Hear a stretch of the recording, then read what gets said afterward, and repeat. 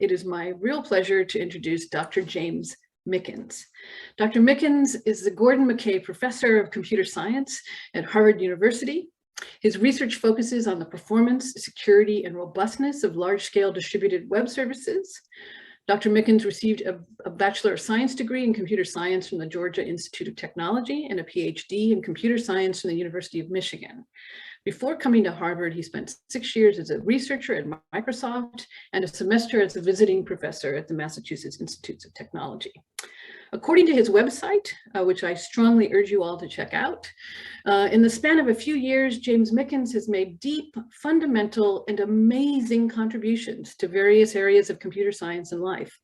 In his spare time, James enjoys life, liberty, and the pursuit of happiness, often, but not always in that order, and usually, almost always, while listening to Black Sabbath.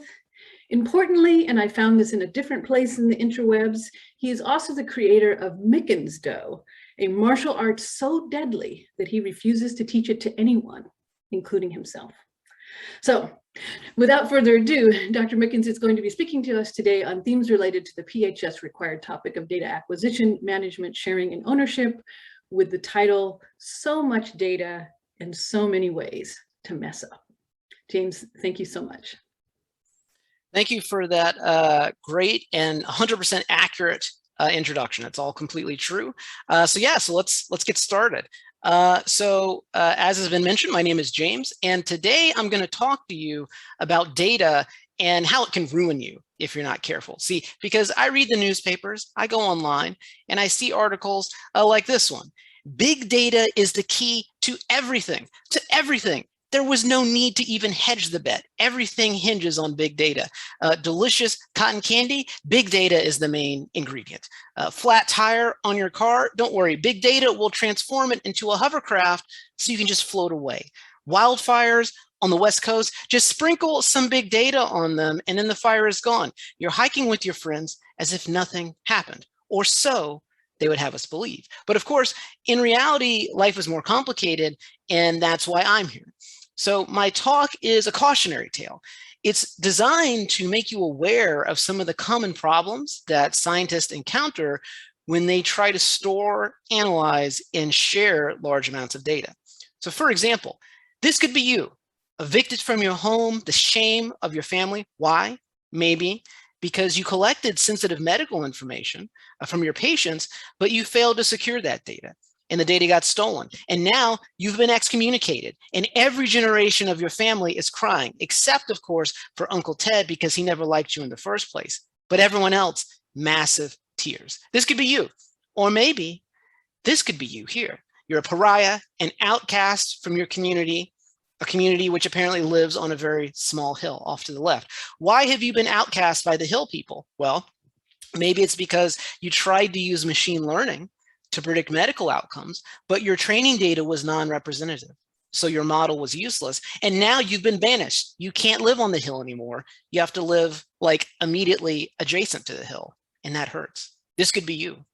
This could be you. Okay. So now you're living in a society that's apparently composed of tiny bowling pins, but that's not your real problem. Your real problem is that you did a bunch of data analysis, but nobody else can reproduce your results. And so now, not only are you coated in red paint, you've been forced to lie down on your side as your peers walk around you and judge you. This could happen to you. I've seen this happen. And this is the motivation for my talk today. I don't want any of these tragedies to befall you because I haven't known you for very long, but I can already tell that I like you. So here's an outline for the rest of this talk. There's going to be three major pieces. So first, I'm going to talk about data security and privacy, and I'll contextualize that conversation with regard to HIPAA, an important federal law which governs how health data has to be computed upon. In the second part of the talk, I'll discuss data analysis. In particular, I'll give you a quick overview of a popular machine learning technique called neural net learning. And then I'll describe some of the pitfalls that can arise if you just blindly apply machine learning techniques, like deep learning, like neural nets, but not limited to those particular approaches. And then finally, I'll discuss some issues involving open data science. In particular, I'll talk about reproducibility and replicability. those two terms are similar, but they're not exactly the same. So I'll walk you through the definitions for those terms and then see how problems of reproducibility and replicability can arise in health or medical science situations. So first, let's start with our discussion of data security and privacy. And so let's look at HIPAA. So HIPAA is an acronym, stands for Health Insurance Portability and Accountability Act. So HIPAA places a lot of requirements on you as someone who collects, analyzes, and might want to share medical data or other types of health-related stuff. So some of the protections in HIPAA are what are known as like technical protections. So for example, EPHI, that's an acronym that stands for Electronic Protected Health Information. So EPHI must be encrypted and integrity protected. So the encryption means that people can't just look at that data and be able to see raw information. It's been scrambled so that only people who have the appropriate key can understand what are in those healthcare records. And it has to be integrity protected. This basically means that nobody can tamper with the data in a way that can't be detected. And so note that encryption and integrity protection, those are two separate things. So HIPAA requires those two characteristics. It also requires that access to these electronic records must be authenticated and only permitted for legitimate uses. So that means that you can't just have a random person show up from the street and get access to these electronic health records. You have to have some mechanism in place to enforce access controls. So those are some technical protections that HIPAA requires. There are also some physical protections that HIPAA requires. So for example, physical access to buildings that store electronic health data, they have to be monitored and controlled. So once again, this hypothetical person, this rando pedestrian, can't just walk into your buildings and get access to the physical infrastructure that stores electronic health records. If you have laptops, desktops, mobile devices, really computers of any type, if they access EPHI, then these devices have to be restricted use. There has to be some access control scheme in place. And you have to have policies for handling employees who leave the organization. So, if somebody gets fired, that person should lose access to sensitive medical data that's stored on your computers that belong to your organization.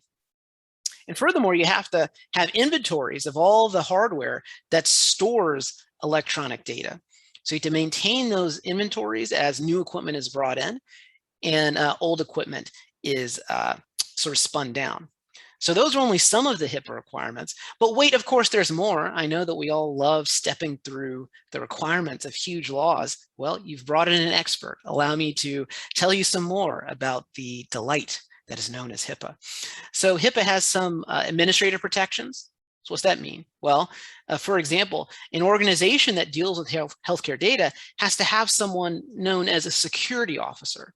That person has to perform regular risk assessments to determine how electronic healthcare data might be exposed to problems like theft, like tampering, so on and so forth.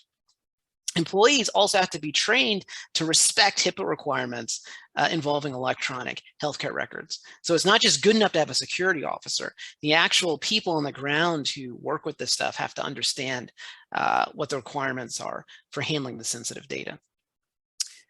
HIPAA also mandates that organizations have contingency plans. So this is so that, for example, if your primary store of health data fails, power outage or the equipment goes bad, you have to have backups of the data somewhere so that people can continue to access it.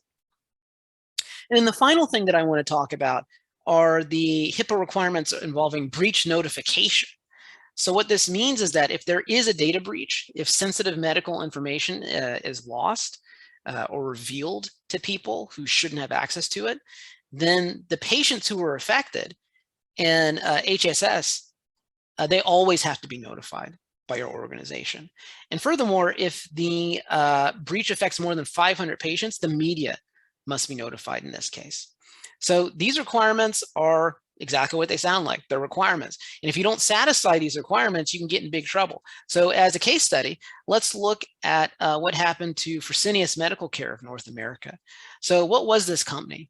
So this company managed centralized storage of electronic healthcare from several dialysis centers, urgent care providers, and cardiovascular labs. So they kind of acted as like a central repo for a bunch of this EPHI. And so this company suffered multiple data breaches over a 5-month period in 2012. And this is all public information. You can look at these data points and other sort of examples of things like this by looking at the after incident reports that HHS puts out. So for example, at the Magnolia Grove facility, there was an unencrypted USB drive that was stolen from an employee's car that was parked in the facility's parking lot. Okay. So this USB drive, once again, that contained unencrypted EPHI, it had information for 245 patients. So for example, their name, their address, their date of birth, the insurance information. And, you know, we don't know who broke in to that car, but there was some security footage. It was, of course, very chilling. Looked like some type of Australian raccoon broke in. And that's unfortunate. These problems can happen even in America. Don't think we're safe just because we're separated from Australia by a huge ocean. So there was a problem here at the Magnolia Grove facility because there was unencrypted data that ended up getting stolen. There was another problem at a different facility. So here there was a computer that stored EPHI. It was taken out of service to be replaced, but the hard disk, which actually stored the medical records, went missing. Now, the good thing in this case is that those medical records were in fact encrypted. However, there was a problem from the perspective of HIPAA. So the employee who owned the machine told the area manager about the fact that the hard disk went missing, but the manager failed to inform Fresenius's corporate risk management department. In other words, this problem of the lost hard disk wasn't escalated up the corporate risk management chain. Once again, we don't know exactly who the manager was, but I should say that the security footage from the manager's office was chilling. So apparently there is a big problem of koala-induced medical record tampering with in America. So at a high level, what have we learned from this particular case study? Well, we've learned that Fresenius's approach towards healthcare data was basically, you get medical records, you get medical records, you all get medical records. Fresenius Medical Care every day is Christmas. So this is not good, obviously. And so what ended up happening is that HHS came in, they investigated, and they found numerous HIPAA violations. So they found failures to pervasively encrypt EPHI data. They found a lack of policies to govern how storage devices containing the sensitive data were moved into and out of facilities. The investigation found no rigorous analysis of risk to data confidentiality, integrity, and availability. And there was also a lack of policies to handle security incidents once they did occur. So all of this is bad, and all of this is required by HIPAA. And so at the end of the day, there was a $3.5 million fine that was levied. And HHS also mandated a corrective action plan. So in other words, Fresenius had to go back and sort of say, okay, here's how we're going to comply with all these HIPAA requirements that we should have already been complying with, but here's what we'll do sort of moving forward to make sure these things don't happen again. So one take-home point from this story is that if you only have one life goal, it should be, don't be in the news. Like really nothing good can be happening in your life if you're in the news. Like, yeah, maybe there's like a small chance you want a spelling bee, but like most likely if you're in the news, you messed up. So don't do that. You want to follow all the regulations and all the rules that HIPAA puts forth. And look, I get it. Following rules is very boring. All of the bench scientists here know that like we'd all prefer to be pipetting by mouth. Okay, you only live once. And like pipetting by mouth is fun. In fact, look at these college students here, pipetting by mouth. I'm sure that their chemistry books are just off camera. It's fun to live a life without consequence. But unfortunately, HIPAA is a consequence. Those rules are there for a reason. And so you want to take special care if you're handling medical data to follow those rules. So one sort of simple and important piece of advice is that you should know who your HIPAA compliance officer is if you're handling this type of data, because hopefully that person whose job it is to understand these types of regulations can help you devise a plan to make sure that you're not going to run afoul of HIPAA. Now, one increasingly popular way to ease compliance with HIPAA is to go, of course, to the cloud. So there are a variety of cloud service providers, which I'll abbreviate as CSPs, that offer HIPAA compliant cloud storage. And so, of course, off to the left, we see a technically accurate diagram of one of these cloud providers. There are HIPAA particles I've sort of called out in the bottom left. Never let it be said that a Harvard man is not deeply technical. So if you are someone who deals with healthcare data and you want to comply with HIPAA, well, there are some of these CSPs that can help you with that. So roughly speaking, the idea is the following. So if you're a healthcare provider, you're a data scientist or so on, then you can upload encrypted data to the cloud service provider. And then the value add that the CSP gives you is that the CSP is going to orchestrate secure file transfers between authorized users. So in other words, the CSP helps you implement things like access control, only exposing data to the minimal set of people who should get access to it. Now, what's important is that in most of these solutions that CSPs offer, the CSP never knows the decryption key for the encrypted data that's sent between authorized users. So this idea is known as end-to-end encryption.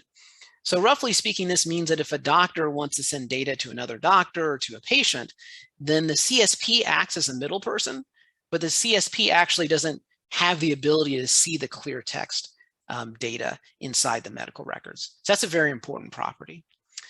Now, the CSP does typically log things like access patterns. For example, what's the IP address of a computer who tries to access medical records? What are the dates and times at which that data was accessed? And the reason why it's helpful for the CSP to do this is to assist with security audits. So if, heaven forbid, a problem does occur after the fact, then these logs of access patterns can help with forensic investigations. The CSP also will typically automatically back up your data, and that'll help you comply with HIPAA requirements around data availability. So that's great. So there's a bunch of current tools you can get off the shelf that can help you to do these things. So for example, Microsoft Azure has one of these collection of services to help you with stuff like this. So this is sort of like just a beautiful to look at diagram that abstracts a lot of details, but roughly speaking, this is saying, well, up here, Azure has tools to help you import your data into the cloud. Once it's imported, you can store it in a variety of formats. So for example, in SQL database format. There's, of course, some magical machine learning here to help you analyze things, so on and so forth. What we see in this column, identity. So here we have a bunch of solutions that help you to implement access control. And then over here, we have a bunch of things in the security column. These are sort of services to help you detect break-ins and analyze them after the fact. So Azure has a tool, or a collection of tools, I should say, that help you with this type of HIPAA compliance stuff. Treseret is another company which provides these kinds of services. You see here on their webpage, they explicitly call out the end-to-end encryption that I mentioned to you earlier. You can also see here they do things like help you with file sharing, collaboration, and administrative control. Once again, they're going to help you try to restrict the set of people who can access sensitive medical data.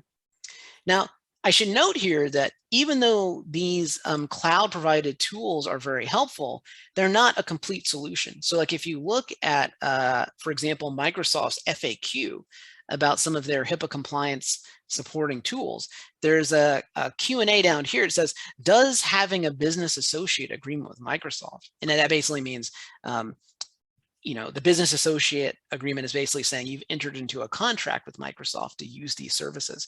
So does having one of those contracts ensure my organization's compliance with HIPAA and this other thing called the High-Tech Act? And the answer is no.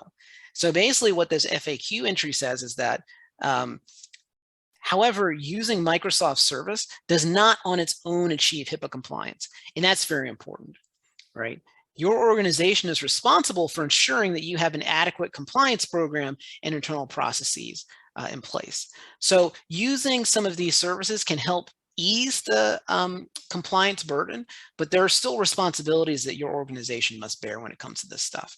And before I continue, I just want to mention that I did not get paid to endorse those companies that I just mentioned, but I am looking for endorsement deals. Okay, so this spot here, okay, Pfizer paid some big money to get that logo there, but your company could be there if the price is right. So anyways, thus concludes this brief vignette on late stage capitalism. So now let's move on and let's look at data analysis. And in particular, what I'm going to do is give you a crash course in a popular machine learning technique called neural nets. And then I'll show you several ways that that technique can be abused to lead to predictions and classifications that aren't accurate. So at a high level, what is machine learning? Well, roughly speaking, machine learning is the analysis of data by computer programs to achieve one or more goals. You might want to taxonomize. So in other words, given a bunch of data, you might want to automatically identify the patterns in that data. So for example, let's look at this technique called k-means clustering. So imagine that I was going to give you a series of data points in a two-dimensional space. Okay, so in other words, each data point has two characteristics. So we're going to look at animals. We want to cluster animals. So maybe one axis, one characteristic of the data is does the animal care about you? Not all animals care about humans. In fact, some animals hate us. So that's one characteristic of these animals. Do they care about you as a human? Now, the second characteristic is, does the animal have a rich inner emotional life? So for example, if we look at dogs really care about us, but they basically have nothing going on upstairs. They're just essentially happy all the time. They're not writing the next great American novel. Now, in contrast, look at cats. Cats, oh man, they all speak French. They're quite cultured. They've traveled widely. They don't really care about you though. And so imagine that we had a series of data points like this.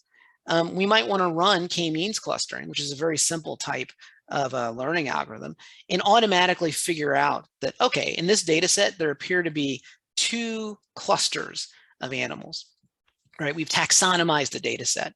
And then later on, given that we now know what the clusters are, we could perform some follow-up investigations to drill down on what these clusters actually mean from the epistemological perspective. So one thing that you might want to do with machine learning is taxonomize. Another thing that you might want to do is classify. So given some already taxonomized data, you might want to map a new data point into the taxonomy. So if we're sticking with this, this k-means example, then you might imagine that over here, off to the right, maybe a new animal shows up. And so we might want to say, well, given our prior taxonomy, our prior clustering of these animals, is it more likely that this new animal that showed up, does it look kind of like these things down here? Does it look more like these things up here? So classification is an important sort of goal of many types of modeling, including machine learning. And we also might want to predict. So for example, given a bunch of historical events, a time series of some type, you might want to predict how a new event will impact a system. So here's a sort of, that's an overview of three things you might want to do with machine learning. It's not an exhaustive list, but these are some popular things you do with it: taxonomize, classify, and predict. Now, one thing that's important to note is that each data point here must be represented as one or more numbers. Okay, and that's how the sort of machine learning modeling is going to operate. It's going to operate over these numbers. So we're going to get very slightly mathy here. Okay, so don't worry about it. It's not going to be too intense, but I feel like it's really good for non-computer scientists to at least get an intuition for what the math is doing, because that will later allow you to understand why machine learning is subject to so many different pitfalls. So everyone be cool. Let's approach the math slowly there, mate, and you won't get hurt. All right, so here we go. So we're going to look at a technique called gradient descent. And this is a core technique in machine learning. And so I'm going to give you an example that I think makes gradient descent pretty pretty intuitively understandable, because the goal is something that humans try to do sometimes too.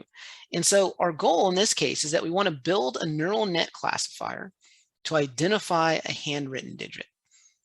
So in other words, the input to the classifier is going to be a vector representing the pixels in an image. So let me be very concrete about that. So for example, suppose that we have a 4x4 grid of pixels, and we need to draw some type of a digit on it. Let's say using a grayscale image. So we don't have any colors here, just different intensities of gray. So we just start painting some tiny little pixels there, just put them where we think they should go. There's no such thing as a mistake, and voila, we're done. So we've got this array that has a bunch of pixels corresponding to a digit. Now what we can do is we can take this array, which might have come from for example, from a scanned image of handwriting that somebody put on a letter or something like that. So we can take this scanned image and we can represent it as this grid of numeric values, where each number here is a pixel. It corresponds to one of these things over here on the left. So for example, this pixel here is completely black, so it gets a very high pixel value of 255. So this pixel over here, this one is totally white, so it gets the lowest value of 0. So this one is kind of gray over here, so it gets kind of like an intermediate value. So anyways, so we've taken that image data on the left, we've converted it to pixel data, to numeric values, and then we can take this sort of 4x4 grid here, and we can just flatten it. So now we've just taken this array, and we've represented, here's the first row, here's the second row, here's the third row, and so on and so forth. So this is how we go from an image where we started all the way over here to this input vector of numbers. And so this vector, this array, this is going to be the input to the classifier. So now we know how to generate the input to the classifier. Now the output for the classifier is going to be this vector, this list of 10 probabilities, with each entry representing the likelihood that an image corresponds to a particular number. So to make this concrete, let's suppose that we have that image that we just showed one slide ago. A classifier might spit out probabilities that look like the following. So what we see here is here's a possible number that the image could correspond to. And then up here, up top, we see the confidence that the classifier has that this image over here actually corresponds to one of these numbers over here. And so what we see is that, like in this example, the classifier has a 92% confidence that this digit over here is a 4. And with very low confidence, only 6%, it says, well, this digit might be like a poorly drawn 9. So this is the output of the classifier. It's going to be this set of confidences that a particular input value corresponds to a particular type of digit. Okay, great. So that's where we want to get to, a model that can output these classifications. But we need some way to train the model. And so for that, we need to use a training set. So a training set is just input data that's already been labeled by a human so that the data has the appropriate classifications already. And we're going to use this training data to help teach the neural net how to make classifications on its own. So as a concrete example, let's look at the MNIST training data set here. So here's an example off to the right of what this training data looks like. It's just a bunch of handwritten digits that have been collected for the purposes of training machine learning models to recognize handwriting. So a human classifier, a person with a soul, labeled each image with ground truth about the digit that the image represents. So we're assuming there were no mistakes in the labeling of this training data. And a good neural net classifier, well, it's good because it mimics the labeling behavior that the human classifier would say. So in other words, we consider the classifier good if it outputs for a particular digit the same classification that a human would have output. Now, of course, already perhaps we can see some possibilities for danger. So what if the training data itself was biased or had some errors in it? So for example, what if the human classifier made some labeling errors? As a concrete example, if we look over to the right, what is that digit? So it's included as a 5. It's labeled as a 5, but it kind of looks like a 6. So what if the human classifier made errors? Well, those errors might be propagated to the model that's trained off of that erroneous training data. Like another problem might be that the training data was not representative. So for example, maybe the training data overrepresented people who are left-handed, for example, or underrepresented them, for instance. There's all kinds of ways that training data might be biased, such that in turn, any algorithm that learns from it might also be biased. But anyways, we'll look at some of these things in more detail in a second. So for now, we've got this input up at the top. Remember that input is just a vector of pixel values corresponding to some image that we want to classify. And down at the bottom, we've got that list of probabilities, which represent the likelihood that an input image, given up here, actually corresponds to the digit 0 or 1 or 2 or so on and so forth. So if we want to build this kind of output vector, we can feed the input to the neural net basically through this series of functions. So this is actually the neural net here. And so each one of these tiny things here, that's a neuron. And so what is happening in this sort of tangled mess of things sort of in the middle? Well, basically what a neural net does is that it's a network, a substrate of functions that combine the input data in various ways. So if we drill down into one of those neurons, we might see something like this. So we see that the neuron is going to take in 2 numbers here and here. And then what it's going to do is it's going to sort of combine them in some way. So using some linear combination down here, and then it's going to output some value here. So we see I0 is over here, I1 is over here.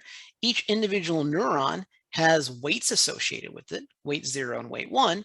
And so the output of that neuron is going to be the first input number times W0 plus the second input number times W1. And so that's all that a neuron is at a very high level. You take in 2 input values, and then you output some function of those 2 input values. And so if we look at the overall neural net, then what we see is that the purpose of the neural net is to feed the outputs of functions at one layer to the inputs of the functions at the next layer. So in other words, the inputs, for example, to the functions at this layer are the outputs of the functions at this layer. And if we look at the top of the neural net, the input to the very topmost layer of functions is just the raw input data. So in this case, the image data. And then down here, the outputs of that last layer, those are the probabilities, the classification scores that we want. So if we look at this neuron, we might think to ourselves, well, how do we pick these weights? How do we determine the best weights that will lead to an accurate classifier? And so the exciting answer is that this is what training does. So during the training process, we try to discover the assignment of weights that minimizes the classification error of the neural net. So in other words, should this weight be a 7? Should it be a 0.5? You know, so on and so forth. We don't know ahead of time. And so the purpose of training is to find out the best weights. And so roughly speaking, we want to minimize the differences between the classifications of our neural net and the classifications that a human would provide. So for example, let's imagine we had a classifier that only uses 2 weights. So what we see here in this plane is that we can imagine the entire universe of all possible weight selections. So in other words, each spot in this XY plane, let's say here, this corresponds to a particular assignment of weights. So this spot here corresponds to a weight 1 of approximately 400, and then a weight 0 of approximately 1400. So for a particular assignment of weights, what we can then do is we can use the z-axis to show the classification error that the neural net produces. So this error, once again, is the difference between what the training data says the classification should be and the actual classification that's generated by the neural net. So as a concrete example, imagine we had the digit 5 here, okay? Or at least that's what a human would think that this digit is. But from the perspective of the algorithm, initially we just see a bunch of pixel data. So suppose we want to classify this image. Now, given a particular assignment of weights, the error is the difference between the training data's ground truth classification and the classification that the neural net gives for a particular weight. So for example, the ground truth might be what we see here, sort of in the middle. So what this ground truth is saying is that a human classifier would be pretty confident that this digit here is a 5, 98% confident in this case. However, here's an example of a neural net that has like a high error. So here, what we see is that for this particular assignment of weights, so a W0 of roughly, let's say, 775, and a W1 of, let's say, roughly 400. So this particular assignment has a very high error. And the reason is that if we look at the output of a neural net that uses these particular weights, then this neural net's only 55% confident that this number is a 5. And it says of 25% confidence, this number is an 8. That's not what a human would say. And so this is what I mean when I say that for each assignment of weights, we can calculate an error. Okay, so how do we minimize that error? Well, we can think of this error minimization task as examining a contour graph for the classification error.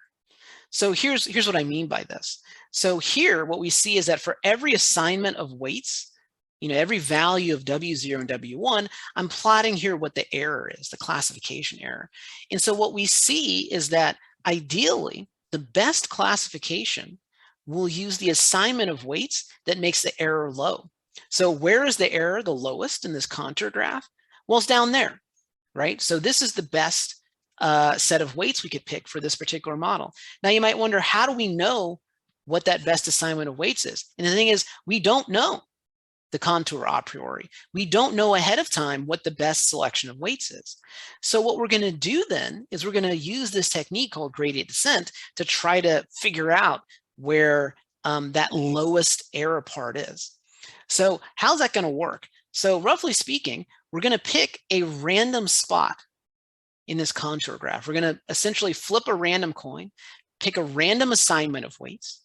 And then what we're going to do is we're going to look at our neighborhood in this graph. So we're going to step a little bit in this direction, calculate the weights, calculate the error, step a little bit in this direction, calculate the error.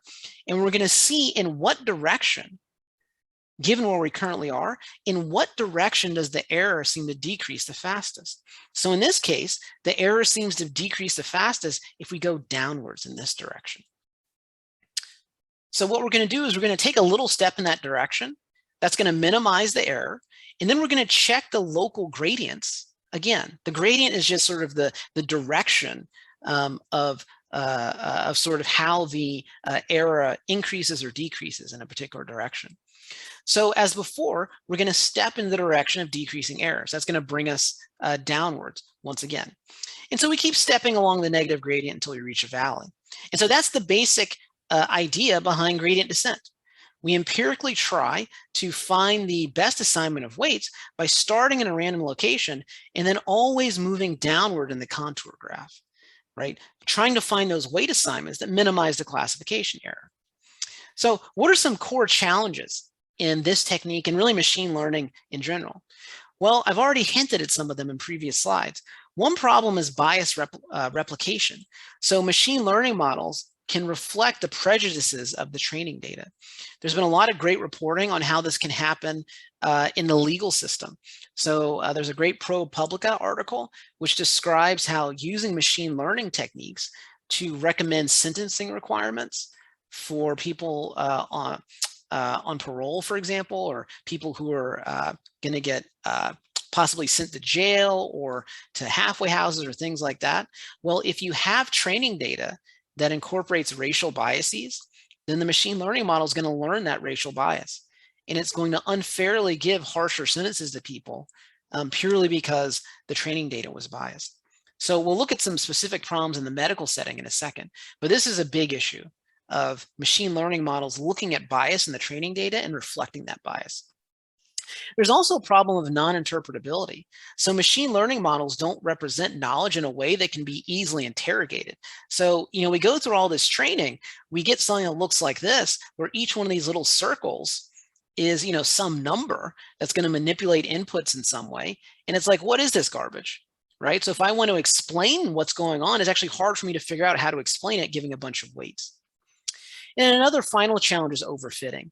So machine learning models might just memorize the training data, or they might find correlational explanations that don't generalize.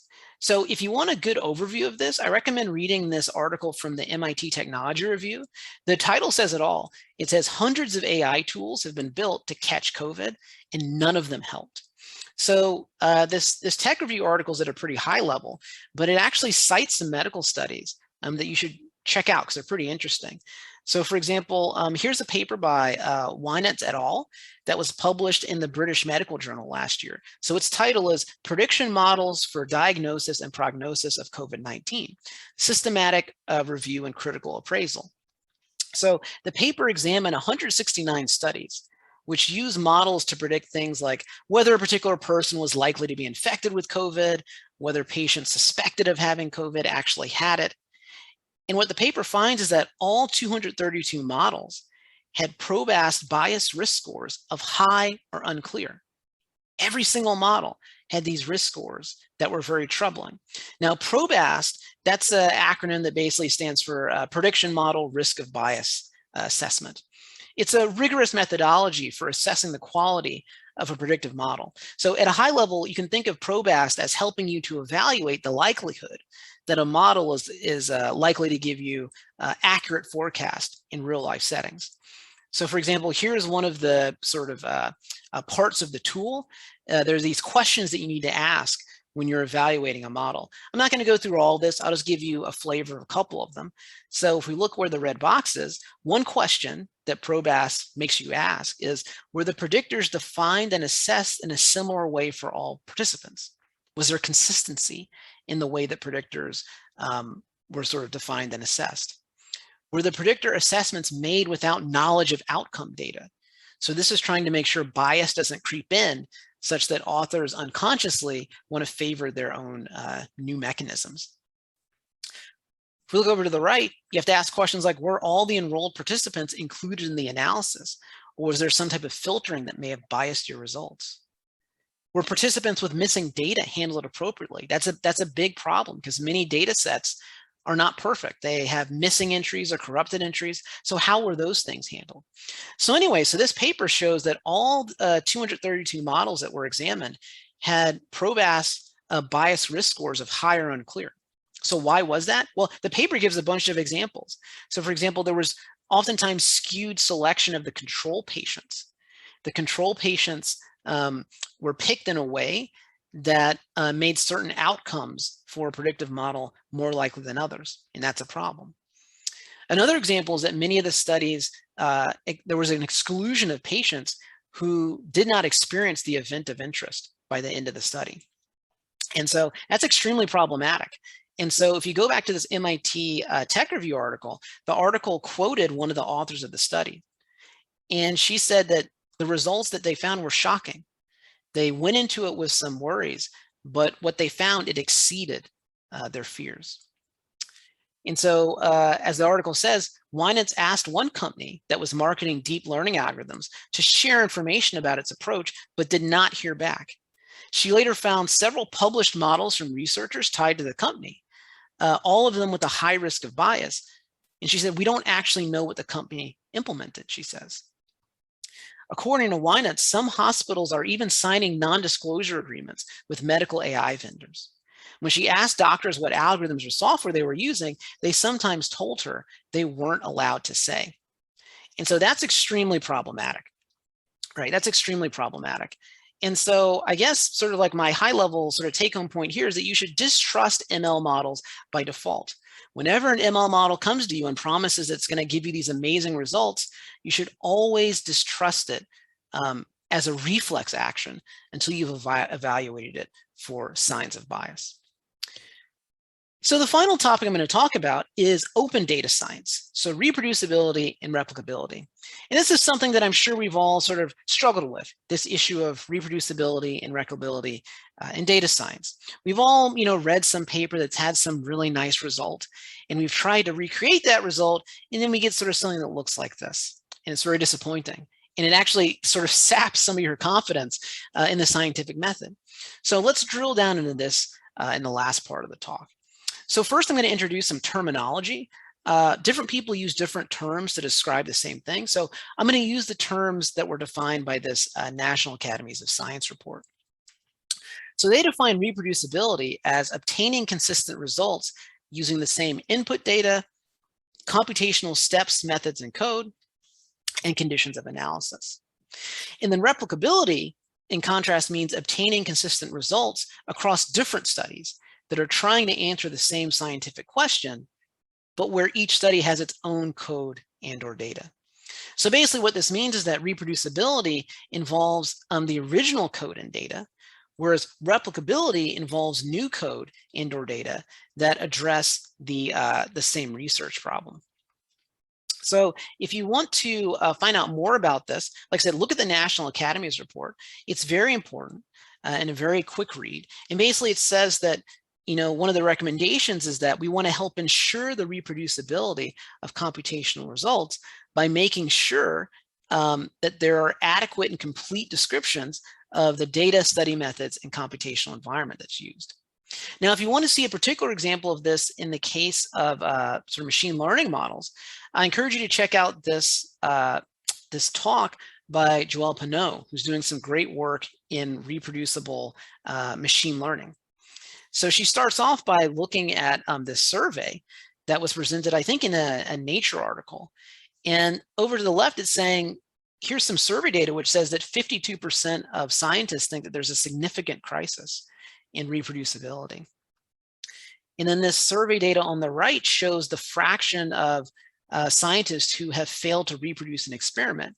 And the numbers vary according to the discipline, but we see some very high numbers. So for example, chemistry, over 80% of chemists failed to reproduce an experiment that was done by someone else. So why might a data analysis be non-reproducible? Well, let's go back to this diagram I showed you earlier, right, of this gradient descent. So note that a random number generator determines where we start the descent. So if different scientists pick different random number generators, then you might end up starting in different parts of this contour. And that can have a dramatic difference in the results that you get. And also note that there are these things called hyperparameters. You can think of hyperparameters as being configuration knobs that basically shape how the learning process unfolds. And so even if different researchers use the same code and data, if they pick different hyperparameters or different random number generators, they could end up getting different results. So as a concrete example, let's imagine that the contour has multiple minima. So in this case, off to the left, there's only a single minimum. And that's what we might like. But what if we look at the contour graph, and it has a local minimum and also a global minimum? Okay, so the ideal assignment of weights that we want is the one over here, given by the global minimum. If we start our gradient descent here, we're much more likely to find that global minimum. But if we start our gradient descent over here, then most likely we're going to be drawn towards this local minimum over there. Because once we get there, it's going to seem like no matter what direction we go, the error is not improving. So what's this mean? Oh my God, I'm nervous, right? Because what this means is that the fate of this contour exploration may depend on a random number generator. So this is one thing that is discussed in that keynote that I mentioned. What this graph is basically showing you, you can think of this as the performance of two different iterations or versions of the same machine learning algorithm. So on the x-axis, we basically have how long we train the algorithm for. And on the y-axis, roughly speaking, that's accuracy. And so what we're showing is that we have these two instances of this algorithm that use the same hyperparameters and that use the same code base, but they use different random number generators. And what we see is this very big difference in the accuracy of those two algorithms. So that's pretty shocking. This is one reason why sometimes experiments that use the same code and data may not lead to reproducible results. So one way you can try to help improve reproducibility is via virtualization. So virtualization technology basically allows Alice to snapshot her computing environment and then let Bob recreate it on Bob's machine. So for example, you can use technologies like Docker, which create containers. Containers capture the code and data that belong to user level applications. So if we look at a very quick example, imagine we've got Alice's hardware down here. Let's imagine Alice is using the Linux OS. She's got some application code and data up here on the left, and then a different set of application code and data off to the right. So a container is just that bundle of those user level applications here. It doesn't include the OS. And so later on, if Bob comes along, so Bob's got his own hardware, he's running Linux, Bob can download Alice's container and then recreate the environment that Alice had in terms of her application code and application data. So that's an overview of containers. You can also use something you might have heard of called virtual machines. So the basic idea behind virtual machines is that we're going to capture the code and data that belongs to both user level applications and the operating system itself. So like in this case, we've got a virtual machine here where we have Alice's hardware. Let's say she's using Linux once again. She's got two applications, blue and the orange. And so the virtual machine is going to capture everything above the hardware. So both the user level applications and also the OS. And later, let's imagine that Bob wants to recreate Alice's experiment. Let's say he's using Windows though. So he's using a different OS. Well, what Bob can do is download Alice's VM and then run that virtual machine there. And then he can recreate not only the application level code, but the OS as well. And so this is very convenient because using virtualization, you can sort of record your experimental setup and then share the container or the VM with others. So you might think, aha, well, we've achieved reproducibility. And the answer is no. This is sort of not sufficient to achieve reproducibility. And the reason is because you have to record a bunch of other stuff too. So documentation is critical. For example, you have to include in your VM or your container information about what's the file layout for the container of the VM. Where does the input data live? Where do the configuration files, for example, for hyperparameters live?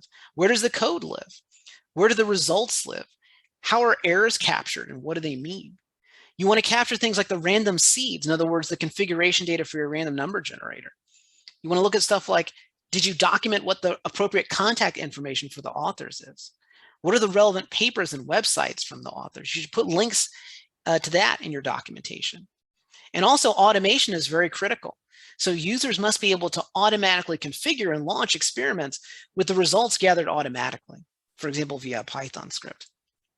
And also automated visualization of results is also much appreciated by folks too. And so what I want to do now is just conclude. So in conclusion, we looked at 3 different topics. So first we looked at data security and privacy with respect to HIPAA. We described how HIPAA mandates security and privacy requirements for healthcare data. And my #1 recommendation there is know your HIPAA compliance officers. We then looked at data analysis, in particular using machine learning. I mentioned how many sources of bias can affect the training. And my high-level piece of advice there is that by default, be skeptical of machine learning models or any model. And then we talked a little bit about open data science, reproducibility, and replicability. I only talked about reproducibility, but for the discussion of replicability, I encourage you to look at the National Academies of Science report. And I mentioned that virtualization can help to capture experimental environments, but it's insufficient by itself. And so what you want to do is you want to document well, you want to automate aggressively, and you want to consider sources of non-determinism, both digital and in real life, because only by doing that will you be able to create a reproducible setup. And so with that, I will conclude, and I thank you for your time. All right. Thank you so much, James. We are close to the end of the hour. I don't know if anybody has any quick comments. We will have some expressions of gratitude in the chat. Also, just to note that Tim Brown put a link to a ProPublica article related to some of the sentencing biases that you made reference to, James. So thank you, Tim, for that. And also under the answered questions for people in the Q&A, Karen Peterson and I have put links to the HIPAA compliance local contacts for people who might be interested. Just in the kind of the last couple of minutes, let's see if people are Oh, here's a question from Andrew, basically saying, is replicability more important than reproducibility? Yeah, that's an interesting question. And in classic professor fashion, I will say it depends, you know, and I'll also use my other standby, which is it's hard to say in some situations. I mean, I think that like the two things feed in upon each other. I think that at least in my mind, it's important to start with reproducibility first. And the reason I think it's important to start with that is because you want to know, even inside your own little terrarium of an experiment, can you get confidence even in your own results as a scientist? Because if the answer is no, it's going to be hard for you to replicate, other people's results or even your own results. So I typically try to think of things as try to be reproducible with your own stuff first. Once you've done that, you can share your experiments. Other people can sort of come to the same outputs that you came up with. And then you can start worrying about replicability. Great. There's also just one other quick question in our last couple of minutes. Tim Mackey asks, why do you think that society and/or scientists are so enamored with big data and machine learning? That's a great question. I encourage you to come find me in person at some point so you can hear my full and glorious rant about this. I think there's a lot of reasons. I think it's very overhyped, but I think the main reason why it's overhyped is that at first glance, it seems like exactly what humanity needs. It seems so perfect to say, we have all these thorny problems, for example, of disease diagnosis. They stump humans.